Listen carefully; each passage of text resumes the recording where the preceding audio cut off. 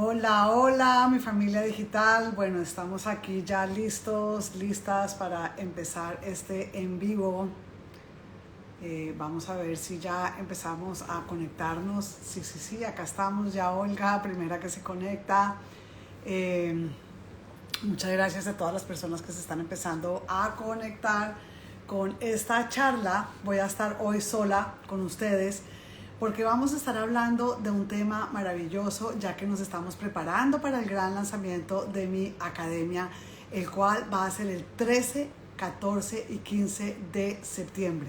13, 14 y 15 de septiembre, 12 p.m. hora Colombia, 7 p.m. hora Madrid. Vamos a tener este gran lanzamiento. Va a ser espectacular y vamos a hablar de algo increíble. Sana tus relaciones. Cómo sanar tus relaciones y transformar tu vida diseñando tu mejor versión. Para eso he querido tener este live sola con ustedes para poder explicarles de qué se trata ese tema de sanar nuestras relaciones. Cómo así que nosotros podemos diseñar nuestra mejor versión para poder sanar nuestras relaciones. Saludo a María T, que acaba de entrar. Hola María T, qué lindo verte. Me has hecho falta, mi fotógrafa de cabecera, que la adoro. Si quieren hacer fotos divinas, MT Bravo Photography, la pueden buscar ahí. Es una mujer sensacional para hacer las fotos. Bueno, vamos a dar tiempito para que se vayan conectando las personas y vamos hablando de este tema maravilloso. Hoy quiero traer algunos casos clínicos reales de lo que hemos trabajado con muchísimas personas. Por eso traje también algunos casos que van a encontrar en mi libro, que son impresionantes, de cómo muchas veces nosotros nos quedamos enganchados y nos quedamos presos de esos círculos de dolor, nos quedamos presos de esos momentos de angustia en los que no sabemos cómo romper esos círculos, esos ciclos viciosos de dolor dentro de nuestras relaciones.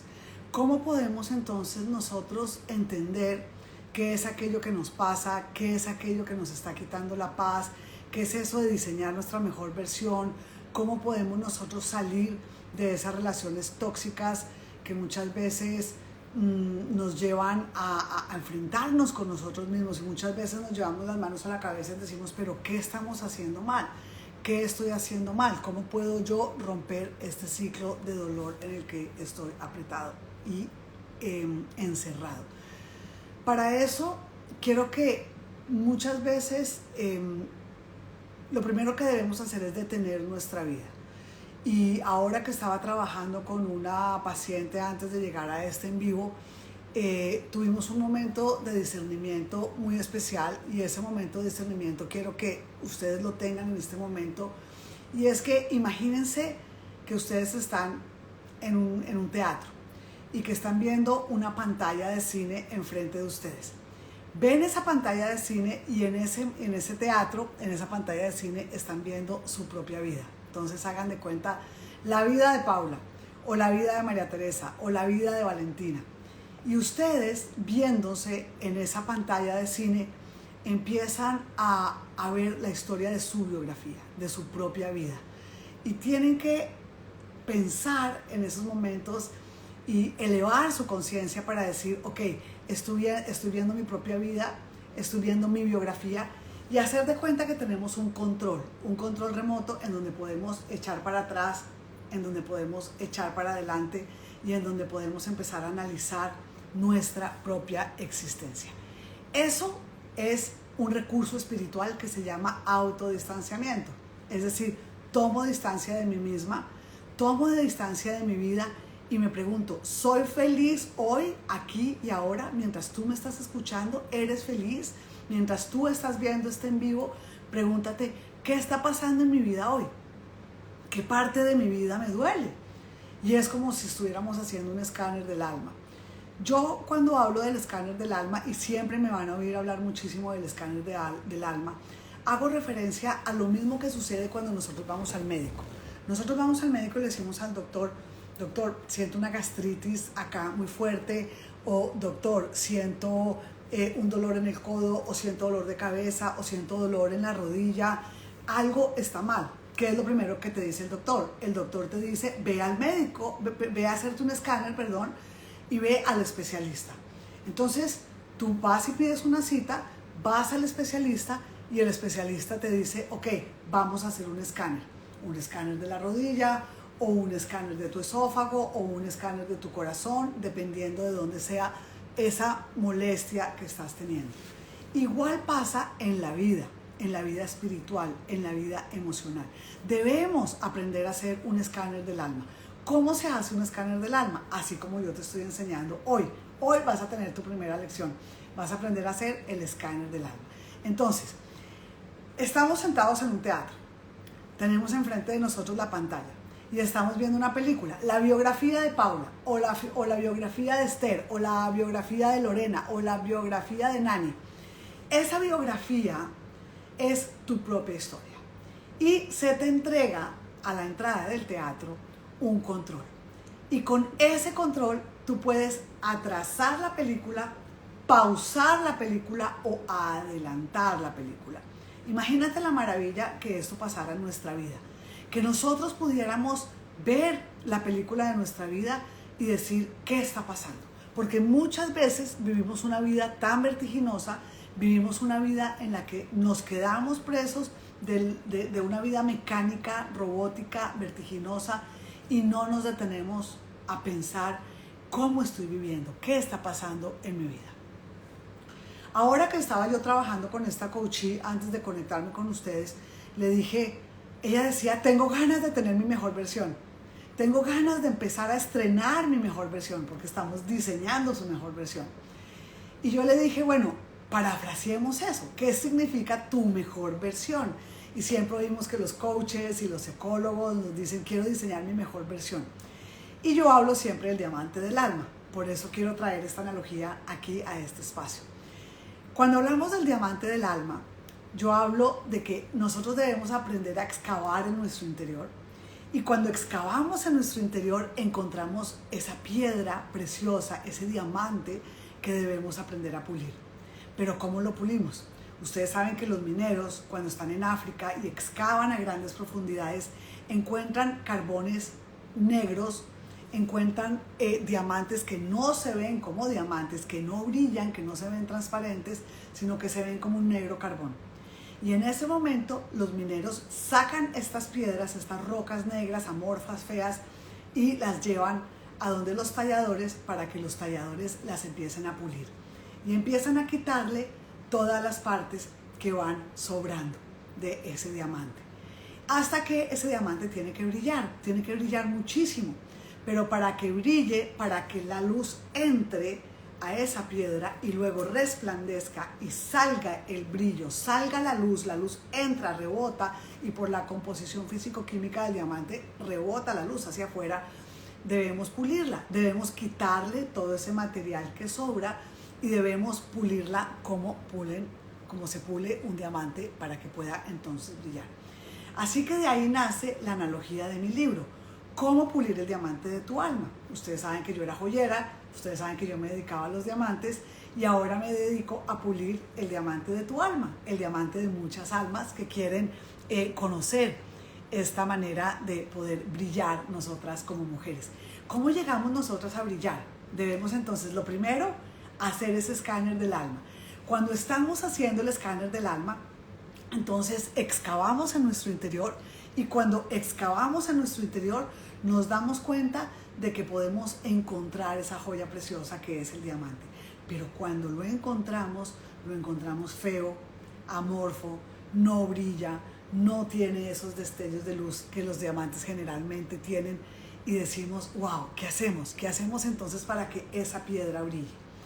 Y ahí es cuando empezamos a ver nuestra biografía, empezamos a ver nuestra propia historia.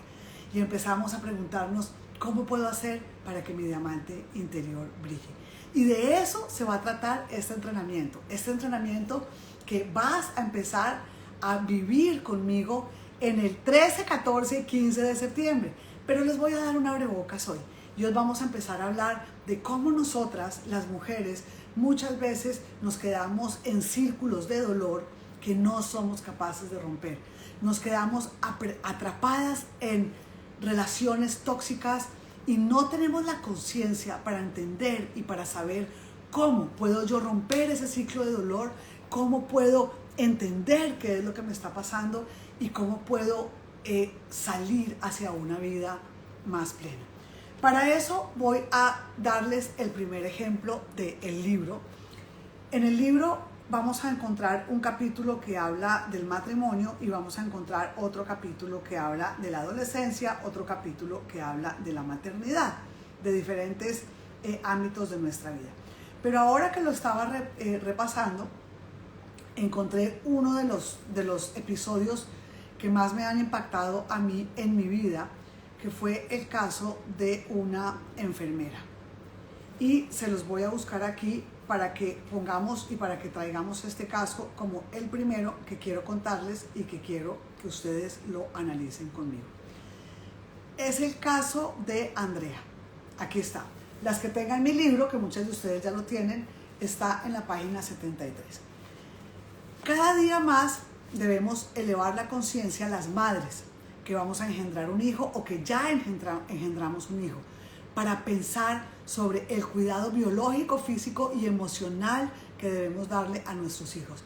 Es por esto que debemos iniciar cuidados de la alimentación, nos preocupamos mucho por nuestros hijos, pero no nos preocupamos por la herencia de nuestras historias que le estamos dejando a nuestros hijos. Cómo las decisiones que yo tomo hoy, cómo lo que yo hago hoy en mi vida impacta la vida de nuestros hijos. Y nosotros muchas veces estamos encerradas en nuestro dolor y no nos damos cuenta de cómo podemos superarlo. Me está preguntando Nani cómo se llama mi libro, Tu alma, una joya para pulir. Tu alma, una joya para pulir, está en la Panamericana si estás en Colombia, en cualquier librería en Colombia lo consigues, y si no está en Amazon o en eBooks. Entonces, vamos a retomar este caso. Este caso es un caso clarísimo de lo que les pasa a las mujeres. Andrea llega a mi consultorio y empieza a contarme sobre su caso. Andrea era una bellísima mujer que estaba dedicada a era como enfermera, era una persona que estaba trabajando con los demás, trabajaba en terapia ocupacional. Este fue un caso que manejé hace aproximadamente 5 años. Bueno, esta mujer llega a consulta hermosa, bella, todos los días tenía un peinado diferente, se ponía unos sombreros divinos, un día llegaba con un sombrero rosado, otro día llegaba con una pañoleta hermosa, y yo decía, qué interesante esta mujer, como le fascina la moda, tenía una cara divina, una piel divina, una boca divina, y llega a consulta porque está muy preocupada por que su hija la ve llorar mucho, y ojo, ni siquiera llega ella, la madre de ella es la que pide la consulta porque ve a su hija muy mal, muy triste y muy deprimida. Entonces ella llega a consulta y me dice, yo estoy cayendo en una tristeza permanente, estoy todo el tiempo muy triste y estoy preocupada porque mi hija me ve llorar mucho y no sé cómo hacer para que mi hija pues no me vea llorar, no sé si llorar a escondidas, no sé qué hacer. Entonces le dije, bueno, ¿y qué te está pasando? Me dice, bueno, imagínate que tengo un matrimonio muy difícil, tengo un marido que es militar, es muy duro conmigo, me habla muy feo, yo paso la mayor parte del tiempo sola, criando a mi hija. ¿Qué edad tiene tu hija? Le pregunté, dice, mi hija tiene 5 añitos, pero me ve llorar todo el tiempo, me ve muy triste y yo estoy muy preocupada porque no sé qué hacer con esta tristeza permanente que estoy teniendo en mi corazón todo el tiempo. Empezamos a hablar de su relación de pareja. Entonces, ojo, primer caso de éxito que voy a traer hoy, empezamos a hablar sobre su relación de pareja. Entonces le dije, ¿qué está pasando en tu relación de pareja? Y dice, bueno, mi marido es una persona con un temperamento muy fuerte, mi marido me habla muy duro, mi marido es agresivo, mi marido es impositivo, es una persona muy perfeccionista, quiere llegar a la casa y que todo esté perfecto, que todo esté organizado, que yo esté arreglada, que la comida esté hecha, que todo esté listo. Y resulta que al cabo del tiempo, ella empieza a cansarse de este trato que le da su marido y un día se levanta por la noche al baño y se descubre que su marido está chateando con otra mujer. Y descubre en el celular del marido, el cual después, lastimosamente, después empieza a investigar que su marido le era infiel. Pero que no le era infiel solamente con esta mujer, sino que tenía muchas aventuras sueltas y que ella eso le daba muchísima tristeza. Ella habla con el marido le promete que nunca más lo vuelve a hacer, le dice que como es militar, entonces pues que tiene que estar mucho en diferentes lugares del país, que tiene que viajar mucho, que por favor lo perdone, que es un desliz. Generalmente pues es muchas veces la misma historia. Y le digo, bueno, ¿y tú hace cuánto estás casada? Ella llevaba casada aproximadamente como unos 15 años y durante los 15 años había sido la mayor parte del tiempo infeliz. Entonces empieza a decirme cómo era esta relación tóxica, cómo eran las peleas permanentes con el marido, cómo ella se sentía que no la escuchaban, cómo no se sentía validada, cómo no se sentía amada, cómo sentía que de alguna manera ella hasta sentía que era un objeto más dentro de la casa, era como una decoración más dentro de la casa. Y lo que más me impactó del caso de Andrea fue que duramos 4 sesiones hablando de cómo era su matrimonio, de cómo a ella le impactaba, le entristecía su matrimonio por el trato que su marido le daba o el maltrato que su marido le daba, porque se sentía seca, se sentía sola, se sentía vacía y estaba desarrollando una depresión, razón por la cual estaba yendo a consulta. No fue sino hasta la 5ª sesión, me dice en la 5ª sesión, ay doctora, olvidé decirle algo. Y le digo yo, ¿qué pasó? Olvidé decirte que tengo un tumor cerebral y que hace un mes me hicieron una cirugía de cráneo abierta para sacarme el tumor. Y hace así y se quita la peluca, el sombrero de moda que yo le veía que todos los días traía y me muestra una cicatriz que iba de aquí absolutamente alrededor de todo el cráneo hasta aquí, en donde le habían abierto para extirparle un tumor maligno. Primera reflexión: ¿cómo podemos nosotras mujeres preocuparnos más por lo que le pasa a nuestro marido, por el trato que nos da el marido, por cómo nos ignora, por cómo nos habla de mal, por cómo de pronto no nos escucha, antes de preocuparnos por nosotras mismas, por nuestra situación personal, por nuestro corazón, por cómo estamos? Yo quedé aterrada. Dije, Andrea, no puedo creer que llevamos 5 sesiones en las que tú me estás hablando de tu marido, en las 5 sesiones de cómo te habla, de cómo no te escucha, de cómo te exige, de cómo no te pone la atención que tú quieres y que tú necesitas. Y hasta la 5ª sesión me cuentas que tienes un cáncer y que te hicieron una cirugía y que estás calva, sin pelo, con quimioterapia y que tienes una peluca y un gorro cada vez que vienes a terapia porque estás llorando mucho y estás preocupada porque tu hija te ve así. Entonces lo primero que debemos hacer es no ignorar qué está pasando en nuestra alma, qué está pasando en nuestra vida, qué está pasando en nuestro corazón, porque la mayoría de las veces estamos tratando de arreglarle la vida a los demás. Nos estamos preocupando por qué le pasa a nuestro marido, qué le pasa a nuestros hijos, qué le pasa a nuestra hermana, qué le pasa a nuestra madre. Y caemos en lo que yo llamo desnutrición emocional. Finalmente empezamos a analizar lo que le pasaba a ella y cómo ella, después de muchos años de sufrimiento, había caído en esta angustia, en este dolor, en esta tristeza que a la final se había convertido en que había desarrollado un cáncer, un tumor de cáncer fuertísimo. Entonces lo primero que hicimos fue hacer el test de personalidad. Claramente una mujer que se dedica a los demás, una mujer que trabaja por los demás, que es o psicóloga o terapeuta o enfermera, es casi siempre un eneatipo 2. Vamos a hablar del estudio de la personalidad, por eso es muy importante que te anotes en este entrenamiento que vamos a tener gratuito para que puedas entender cómo funciona esto.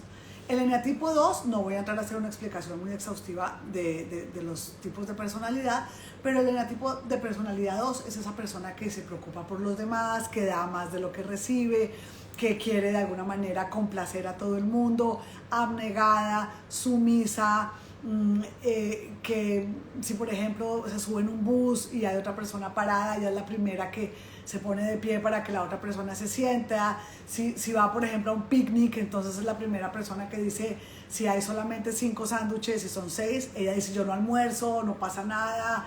Es la persona que de alguna manera siempre se sacrifica por los demás.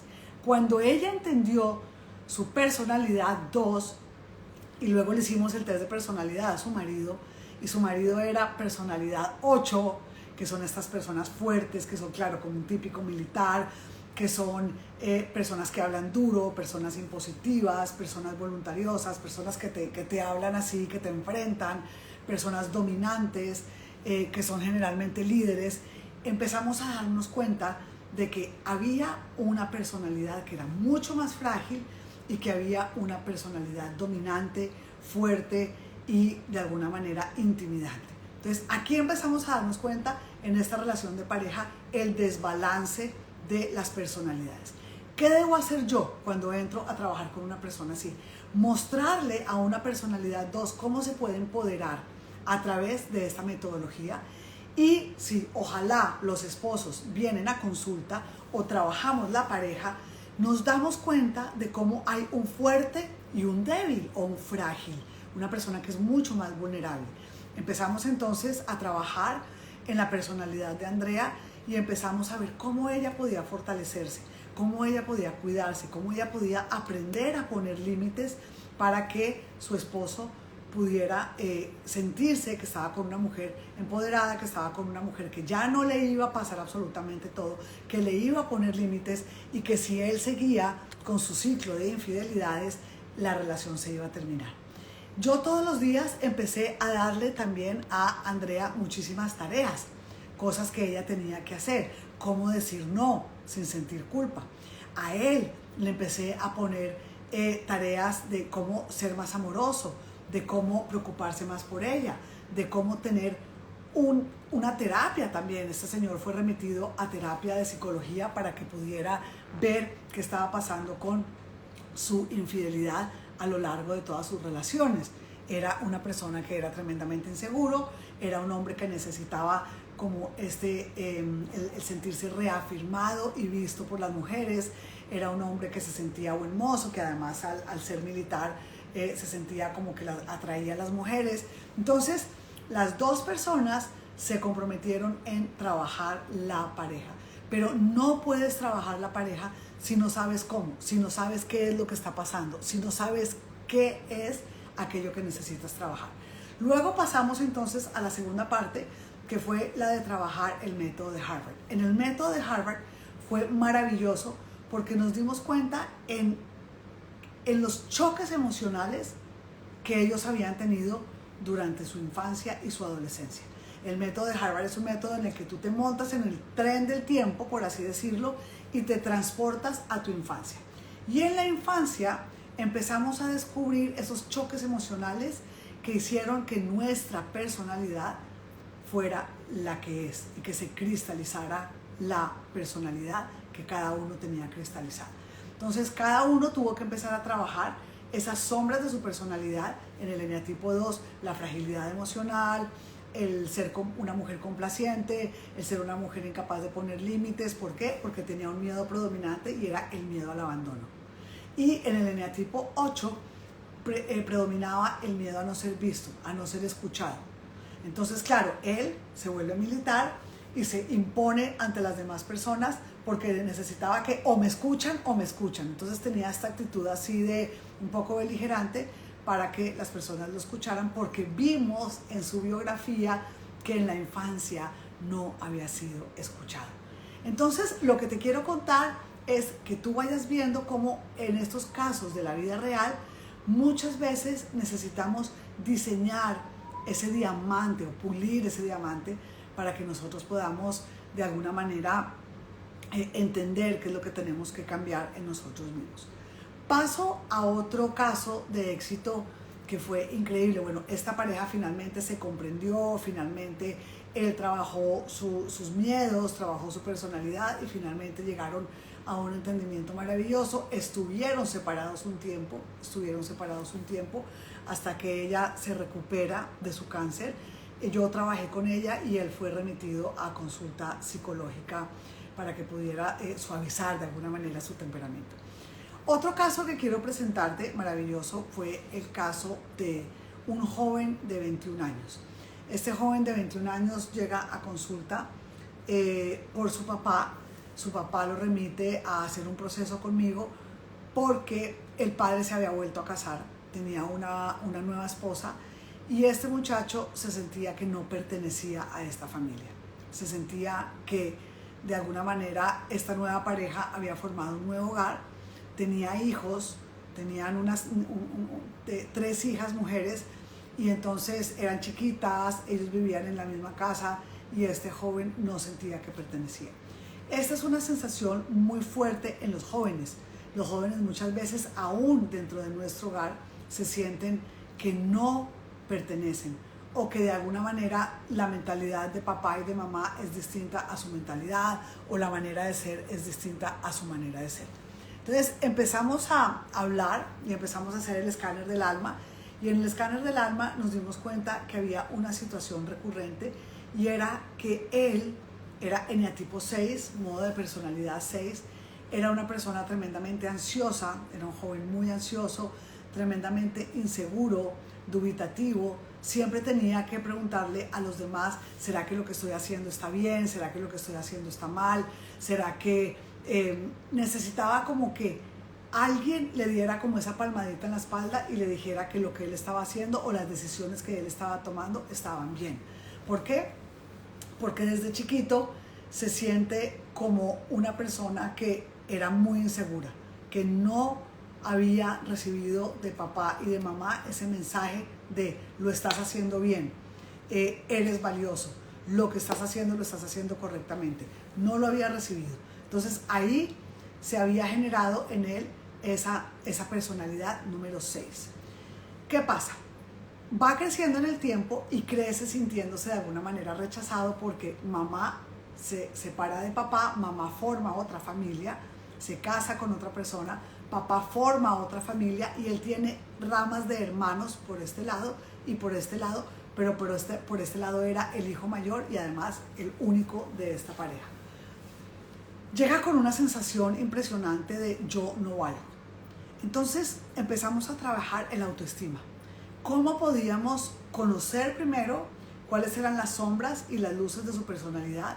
¿Cuáles eran sus fragilidades y cuáles eran sus potencialidades?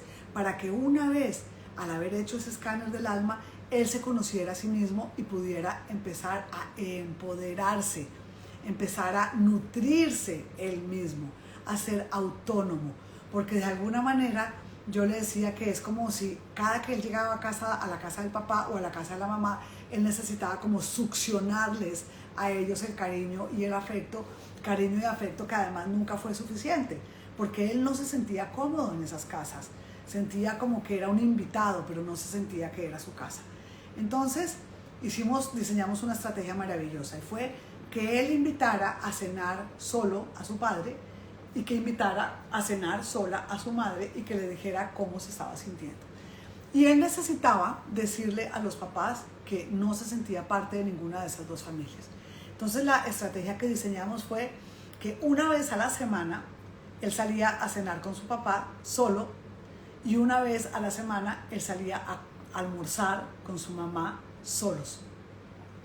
Esto fue maravilloso, maravilloso, maravilloso, porque él empezó a recibir la atención, la escucha, el cariño que él a sus 21 años nunca había recibido. Y era esta necesidad de sentir que tenía a papá para él solo, a mamá para él solo, sin necesidad de tenerlos que compartir con otras familias o con otros satélites, por así decirlo, en donde él se sentía que era como el último de la lista. Empezamos entonces a fortalecer su autoestima, a ayudarlo para que él se sintiera valioso y para que su valía, ojo, no dependiera de la nutrición emocional externa de su mundo, sino que él aprendiera a nutrirse emocionalmente él solo.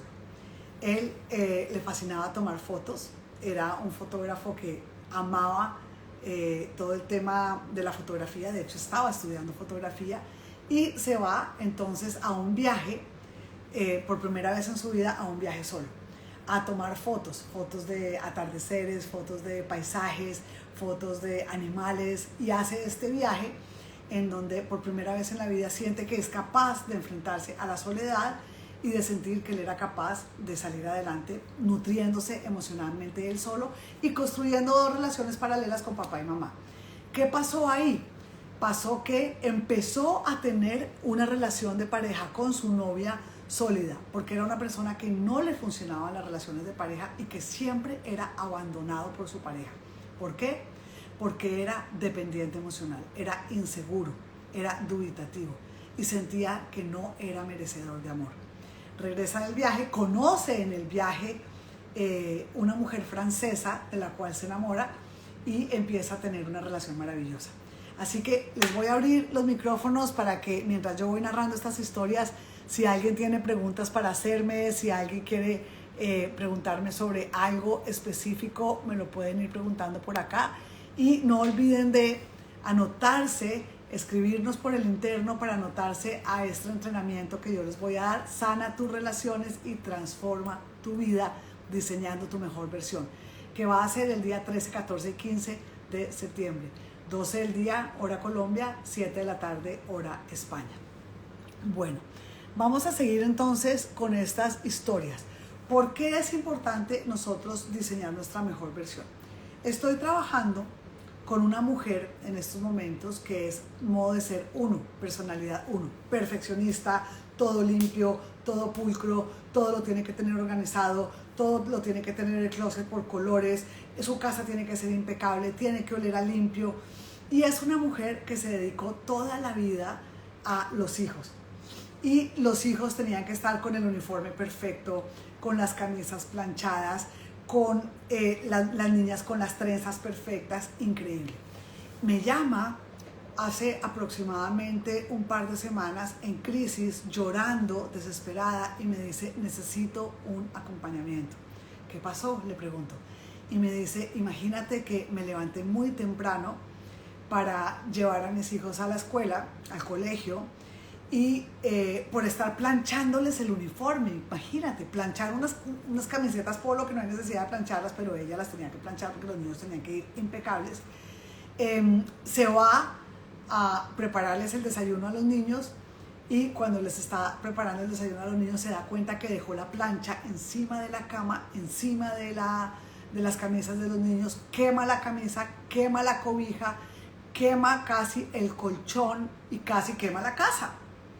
Entonces el marido le dice, llama a Paula y necesitas empezar un proceso para ver qué es lo que te pasa con tu perfeccionismo y con estas ganas de que todo en tu vida sea milimétricamente perfecto, controlado, pulcro, organizado, desinfectado. Y era una necesidad compulsiva que ella tenía de controlar el mundo externo. Muchas veces este tipo de personalidad, el 1, son personalidades que no se pueden controlar o contener a ellas mismas, entonces tratan de controlar y contener todo lo que está pasando afuera. Después de que descubrimos esto, hicimos un escáner del alma, es decir, empezamos a proyectar su película, la película de su vida, y ella empezó a darse cuenta de qué era lo que le dolía en su vida. Le dolía la relación con su marido, tenía un morado, digamos por así decirlo, en la relación con su marido, y le dolía también la relación con sus hijos. ¿Por qué? Porque estaban desesperados de convivir con una persona tan perfeccionista. El perfeccionista además es una persona que siempre está corrigiendo a los demás. Esto porque no lo haces así, esto lo puedes hacer mejor, esto lo deberías estar haciendo distinto. Y entonces de esa manera, ¿qué pasó? Pues que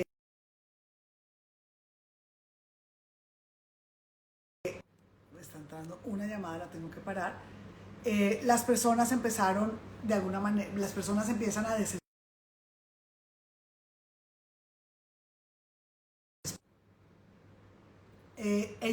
Yo le pongo la tarea de que vaya y hable con los hijos y que vaya y hable con el esposo. Entonces habla con los hijos, habla con el esposo y les pregunta, les dice, quiero que ustedes me digan cómo se siente vivir conmigo, qué es lo que les afecta de mi personalidad, qué es lo que quisieran que yo cambiara, qué es aquello que ustedes quisieran que yo mejorara. Y fue un ejercicio muy duro, fue un ejercicio muy triste para ella, porque ella quería dar la imagen de ser la mamá perfecta. Quería que los hijos le dijeran que era maravillosa, que los desayunos estaban siempre a la hora exacta, que el uniforme estaba perfecto a la hora que tocaba, la comida estaba servida a la hora que tocaba, la mesa estaba impecablemente puesta. ¿Y qué pasó? Que al final estaban cansados, estaban agobiados de tanto perfeccionismo, porque esta persona siempre quería de alguna manera presentarse al mundo y presentar su mundo de una manera perfecta. Revisamos en qué momento de su historia se había cristalizado este perfeccionismo y resulta que había crecido en un hogar muy crítico, en un hogar en donde se daba una imagen de que todo era perfecto, no se hablaba de las emociones, no se hablaba de la tristeza, no se hablaba de los errores que se cometían, no se hablaba de las cosas que pasaban humanas, sino que siempre su hogar había sido con un papá súper exigente, que si ella sacaba buenas calificaciones le exigía que tenía que tener mejores calificaciones, una mamá muy sumisa, pero también una mamá muy perfeccionista, con un vestido perfecto, planchado, los zapatos compañeros de la cartera compañera del pañuelo, todo era como de revista.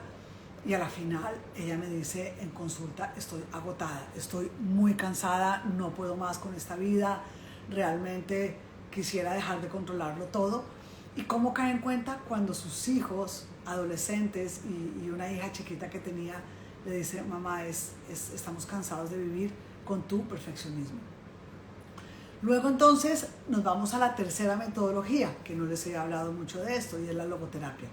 En la logoterapia nosotros empezamos a trabajar sentido de vida, que es aquello que te invita a tener una vida mejor, que es aquello que te lleva, que te conduce, no que te empuja, porque lo que nos empuja es algo que tenemos que hacer, sino algo que nos invita a tener una vida mejor. Entonces, en la logoterapia podemos ver cómo nosotros tenemos que recuperar nuestro sentido de la vida. Y en ese orden de ideas, muchos de nosotros hemos perdido el sentido de la vida. Muchos de nosotros decimos: esto que yo estoy haciendo no me llena, esto que yo estoy haciendo no me hace feliz, o no le hace feliz, no me estoy proyectando hacia algo mejor.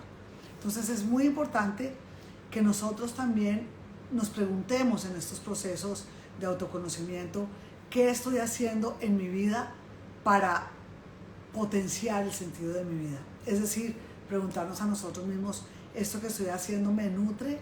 ¿Esto que estoy haciendo está dejando huellas bonitas en las personas que me rodean? ¿Esto que estoy haciendo construye una mejor vida para mí? Y preguntémonos, porque muchas veces nosotros vivimos de un modo robótico y no nos paramos a pensarnos la vida, no nos paramos a analizarnos la vida. Entonces es muy importante que desde la logoterapia nos hagamos este tipo de preguntas. Y la logoterapia tiene también algo muy bonito, y es que habla y hace referencia sobre la actitud. Habla de que nosotros podemos tener situaciones límites. Hace poco viste que publiqué el artículo en Semana, la columna en semana.com, que lo puedes leer, en la que hablé sobre el dolor. Cómo nosotros podemos cambiar a veces situaciones en nuestra vida para no sufrir y para no tener tanto dolor, pero muchas veces hay situaciones en nuestra vida que nosotros no podemos cambiar y que nosotros tenemos que aprender a gestionar. Y eso es el sufrimiento que tiene un sentido. Un sufrimiento que tiene un sentido es un sufrimiento que me lleva a un aprendizaje, que me lleva a un lugar mejor del que estoy ahora. Y un sufrimiento vacío es ese sufrimiento en el que muchas veces caemos las mujeres, que es el sufrimiento de la queja. Cuando nos quejamos y nos quejamos y nos quejamos muchas veces de lo mismo y nos quedamos ahí presos de esa queja vacía. Entonces, desde la logoterapia podemos hacer esa reflexión. Este sufrimiento que yo estoy teniendo me está llevando a algo positivo, me está dejando algún aprendizaje. Esta situación que no puedo cambiar me está enseñando algo, o estoy cayendo simplemente en una queja vacía. Entonces, a lo largo de estos casos de éxito que les estoy compartiendo, que no tenemos mucho tiempo, pero que ya les traje dos: el de una esposa abnegada, el de un joven que se sentía desconectado, cómo las personas al pausar su vida, al buscar ayuda profesional, al decir yo quiero conocerme, y aquí en mi libro hay un manual al final, un manual de autoconocimiento en donde puedes encontrar muchas pautas para podernos nosotros conocer mejor y para poder también moldear nuestra vida. En el libro también puedes encontrar unos códigos QR que son maravillosos a lo largo del libro, que te van a llevar a muchas meditaciones. Entonces los estoy buscando para podértelos mostrar, y cuando encuentras esos QR los escaneas con el celular, deben estar al principio, y te lleva a un montón de contenido espectacular. Entonces es muy importante que nosotros entendamos que debemos pausar nuestra vida, que debemos de alguna manera ver qué es lo que nos está doliendo en nuestra vida, no anestesiarnos, porque si leíste el último artículo de semana, digo, muchas veces nos quedamos presos del dolor, anestesiados en esa situación que nos quita la paz, y no hacemos nada. Y nos vamos convirtiendo, cada que hablamos con nuestras amigas, cada que hablamos quizá con nuestro esposo, con nuestros hijos, como en unas loras mojadas de queja, en donde nos quejamos y nos quejamos y nos quejamos, pero al final no hacemos nada. Entonces es muy importante que apeles a esos recursos espirituales de la logoterapia. Primero, el autodistanciamiento. Tomo distancia de mí misma, me veo en acción, me analizo, me gusta la vida que estoy viviendo, me gusta lo que me está pasando, o qué puedo hacer distinto, qué puedo cambiar en mí. Ve a las personas más cercanas y pregúntales, ¿qué podría yo cambiar en mí? ¿Cómo podría ser yo mejor persona para tener menos choques emocionales contigo? Porque muchas veces nos creemos la esposa perfecta, la mamá perfecta, la hija perfecta, y no nos damos cuenta de que muchas veces necesitamos emitir muchos cambios primero en nosotros mismos. Porque, ojo, cobarde es el que culpa a los demás de sus fracasos, pero valiente es aquel que se hace cargo de su historia, que se hace cargo de su vida, se responsabiliza y emite cambios para ser una persona mejor. Entonces es muy importante que apeles a estos recursos espirituales que te estoy diciendo, que los conozcas y que después puedas decir, bueno, ¿cómo me puedo yo convertir en una mejor persona? ¿Cómo puedo yo, desde estas 3 metodologías, el coaching, la logoterapia, el método de Harvard, pulir mi diamante interior y convertirme en la mejor persona que podría llegar a ser? En la página 69 voy a contarles el caso de un matrimonio que se llama el caso de Clemencia. En mi proceso de coaching existencial con Clemencia, ella lloraba durante las sesiones al contarme la impotencia que vivía. Sufrió 20 años por el mal genio, el maltrato emocional y la hostilidad de su esposo, quien le daba todos los gustos posibles. La complacía con viajes espléndidos, la mantenía, le daba un carro maravilloso, un coche maravilloso para que gozara, pero esta era la cruel manera en la que él gobernaba y encadenaba su vida. Ella no trabajaba, ella era una mujer que dependía 100% de su esposo, entonces de esta manera ella tenía que someterse a lo que él dijera. Ella había estudiado enfermería y adoraba trabajar también con pacientes en su casa.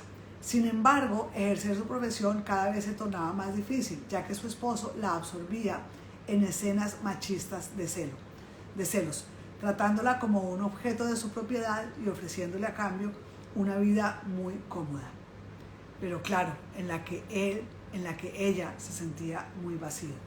En algunos casos, una vez una de sus hijas estuvo hospitalizada por alguna situación de salud y su espléndido marido estaba muy ocupado en juntas directivas o jugando golf.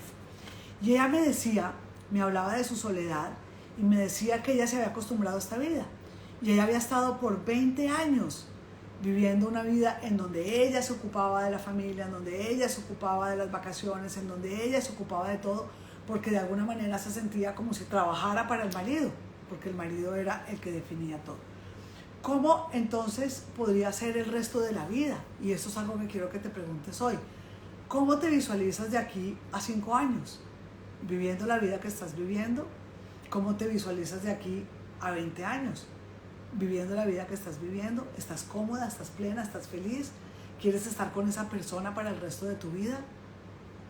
¿O te gustaría de pronto, como estaba hablando yo hoy con una consultante que me dice, ya tomé la decisión de separarme, obviamente me da vértigo, me da angustia, tengo miedo, el marido se iba pronto ya de casa, habían hecho estos nuevos acuerdos que en mi época no existían, pero que son unos nuevos acuerdos en donde los hijos pasan 15 días con la mamá, 15 días con el papá. Y yo le decía, ¿cuál es tu peor miedo? Y me decía, mi peor miedo es quedarme 15 días sola. Voy a pasar de una vida en donde tengo una familia permanente a una vida a la que voy a pasar la mitad del mes sola. Entonces ese era su miedo más grande. Y yo le pregunté, le dije, ¿ese miedo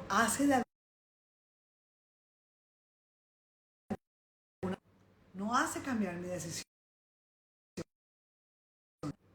Hace que de alguna manera tenga miedo, porque me voy a sentir muy sola, porque mis hijos se van a ir con mi esposo 2 semanas al mes, entonces ella va a estar la mitad del mes sola. Pero a la final le di el siguiente consejo, que es lo que voy a compartirte hoy para cerrar ya esta charla que quise compartir contigo. Muchas veces en nuestra vida nosotros somos como los malabaristas de los circos. Vamos o sentimos que vamos en una cuerda floja. Y en esa cuerda floja sentimos que vamos con esa vara haciendo equilibrio para pasar al otro lado. Y muchos de nosotros estamos en ese tránsito. Yo me vine a vivir a España y estoy en ese tránsito de dejar mi país, dejar mi zona de confort y pasarme a vivir a un país nuevo. En ese tránsito es como si nos sintiéramos que vamos en la cuerda floja y que vamos con esa vara haciendo equilibrio para pasar de un lugar al otro. Y hablaba yo con mi consultante esta analogía. Hay momentos en los que hacemos esto, miramos hacia abajo porque tenemos miedo que nos vamos a caer, porque tenemos miedo que de pronto no vamos a sentir el apoyo que necesitamos, porque tenemos miedo que no vamos a lograr lo que queremos, porque tenemos miedo a la soledad, porque tenemos miedo al fracaso y por eso muchas veces dejamos de tomar decisiones. Entonces le dije, mi consejo, y ese consejo que te dejo acá es, enfócate en la meta. ¿A dónde vas a llegar? Y ve caminando derechito, derechito, derechito hacia esa meta de lo que quieres lograr en 5, en 10, en 15 y en 20 años. Así te cueste trabajo. Ve con tu vara, aférrate a tu vara fuerte, ve haciendo equilibrio sobre esa cuerda floja y piensa todo el tiempo, lo que estoy atravesando es algo que es temporal, no es permanente. La cuerda floja no es para siempre, es una situación temporal. Y cuando llegues al otro lado, a esa base firme, a esa base sólida de donde quieres llegar, ya vas a sentir que llegaste. Pero cuando uno hace esto, es cuando te da vértigo porque pierdes el equilibrio y te caes. Eso es lo que no podemos hacer. No mires para abajo, porque abajo puede haber cocodrilos, puede haber leones, puede haber un montón de cosas, situaciones que nos da miedo, personas que nos da miedo, arrepentimientos, dualidades. No. Si sabes a dónde vas, si sabes cuál es esa meta que quieres alcanzar, ve derechito con tus ojos puestos en la meta, caminando erguida, con la vara agarrada, segura, con determinación, con perseverancia. Y evita hacer esto para mirar, si me caigo, ¿a dónde voy a ir? Porque es ahí en donde pierdes el equilibrio y te vas al abismo. Este es el consejo que quiero dejarte hoy y nos vemos todos los miércoles. Va a haber días en los que yo voy a estar hablando de casos de la vida real y va a haber otros días en donde voy a estar entrevistando escritores y recomendándote libros. Así que, bueno, muchas gracias a todas, a todos los que me acompañaron. Si hay alguien que tenga alguna pregunta para hacer, si hay alguien que tenga alguna duda, bienvenida, bienvenido y vamos a seguir entonces en este encuentro de nuestras almas todos los miércoles para que me acompañen. Y si no te has anotado en el entrenamiento virtual que voy a dar por Zoom, va a ser privado, no va a ser un live, va a ser privado, te tengo que mandar un link. Entonces para eso te tienes que inscribir escríbeme por el privado y vamos a tener este entrenamiento. Los miércoles estoy empezando a las 7 hora España y 7 p.m. hora España, 12 del día hora Colombia. Revisa tu zona horaria para que la puedas ver. Gracias a todos los mensajes que me están poniendo, gracias por existir, gracias. Bueno, ya saben que estoy feliz de reconectarme con ustedes, todos los miércoles nos vamos a ver, pero si quieres contenido de valor, si quieres contenido, digamos, ya más relevante sobre lo que voy a estar compartiéndote y sobre la academia, que más adelante vamos a hablar de ello, que más adelante vamos a conocer. Por ahora, conéctate conmigo todos los miércoles en estos lives que vamos a tener. Inscríbete al entrenamiento gratuito, no tiene ningún costo, te puedes inscribir feliz para que puedas aprender de todo lo que te estoy enseñando y de todas estas herramientas que quiero que conozcas para diseñar tu mejor versión. Acuérdate, sana tus relaciones, transforma tu vida. Fíjate que lo que yo encuentro más que todo en consulta todos los días de mi vida que estoy con consultantes es el dolor que nos causan nuestras relaciones afectivas. Y siempre todas las personas tienen un dolorcito, o con la pareja, o con un hijo o una hija, o con un padre o una madre, o con un hermano, o con una amiga, o con una prima. Sanemos nuestras relaciones. Entiendo, porque esto es algo que lo veo muy a menudo, que hay muchas situaciones en las que debemos tomar distancia, en la que no hay nada que hacer, porque muchas veces tenemos al lado personas muy tóxicas y debemos alejarnos. Esa también es una opción y te debes dar ese permiso. Entonces es importante aprender cómo podemos sanar nuestras relaciones. Si ya has hecho todo, si ya has hecho maestría en perdón tras perdón tras perdón, si ya has perdonado 70 veces 7, es momento entonces de alejarte y de buscar la nutrición emocional que salga de tu propia alma, de tu propia espiritualidad. Así que gracias por acompañarme en estos 50 minutos de conexión de nuestras almas. Te espero el próximo miércoles aquí en la misma hora y en el mismo Instagram. Invita a las personas que creas que se puedan beneficiar de estos espacios. Y si no te has inscrito, inscríbete por el interno en el entrenamiento gratuito que voy a tener por Zoom el 13, 14 y 15 de septiembre. Chao, chao, te mando besos.